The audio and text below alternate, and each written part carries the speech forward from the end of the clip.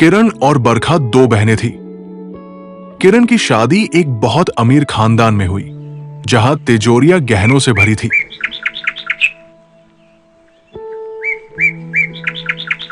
बरखा की शादी एक साधारण किसान परिवार में हुई, जहां सुबह कमाते और शाम को खाते थे।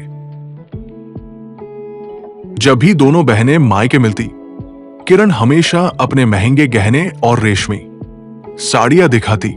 वो कहती, ससुराल हो तो ऐसा जहाँ रानी बनकर रहूं। बरखा, तू तो सारा दिन गोबर और मिट्टी में सनी रहती है, तेरा क्या जीवन है। बरखा सिर्फ मुस्कुरा देती और कहती, दीदी, शांति और प्यार हो तो मिट्टी भी सोना लगती है। एक बार गांव में बाढ़ आ गई।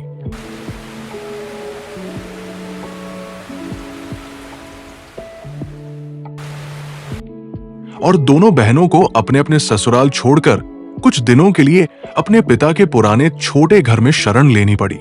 किरण की हालत, वो अपने साथ भारी गहनों के 2 बड़े बक्से लेकर आई थी। वो रात भर सो नहीं पाई, क्योंकि उसे डर था कि कोई उसके गहने चुरा लेगा। वो चिड़चिड़ी हो गई और अपने पिता के सादे खाने में कमियां निकालने लगी।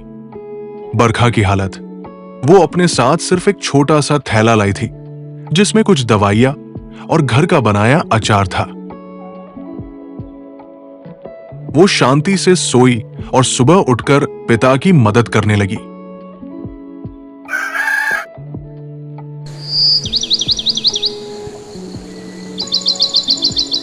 तभी खबर आई कि गांव में लुटेरे घूम रहे हैं। किरण डर के मारे कांपने लगी और उसने अपने गहनों के बक्से बरखा के पास छिपा दिए। तभी किरण के पति का फोन आया। वो रोते हुए बोला, किरण, हमारा सब कुछ बर्बाद हो गया। व्यापार में बड़ा घाटा हुआ है और बैंक ने घर सील कर दिया है। वो गहने ही अब हमारा आखिरी सहारा है। किरण फूट फूट कर रोने लगी।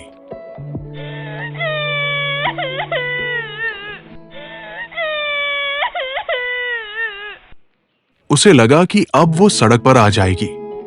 उसने बरखा से कहा, अब मेरा क्या होगा, मेरा तो ससुराल ही खत्म हो गया। बरखा ने किरण का हाथ पकड़ा और शांति से कहा, दीदी, ससुराल घर की दीवारों या गहनों से नहीं होता। आप हमारे साथ चलिए। मेरे पास बड़ा बंगला नहीं है, पर मेरे ससुराल के खेत हम सबको पालने के लिए काफी हैं। वहाँ तिजोरी खाली है, पर दिल भरे हुए। किरण का ससुराल एक लेन देन का रिश्ता था। जब तक पैसा था, तब तक वो रानी थी। पैसा जाते ही वो बिखर गई। बरखा का ससुराल एक जड़ जैसा था। आंधी आई, तूफान आया, पर उनकी बुनियाद प्यार और मेहनत मजबूत थी। सीख, ससुराल की मजबूती बैंक बैलेंस से नहीं, बल्कि इंसान की मेहनत और संकट के समय एक दूसरे का साथ देने की क्षमता से मापी जाती है।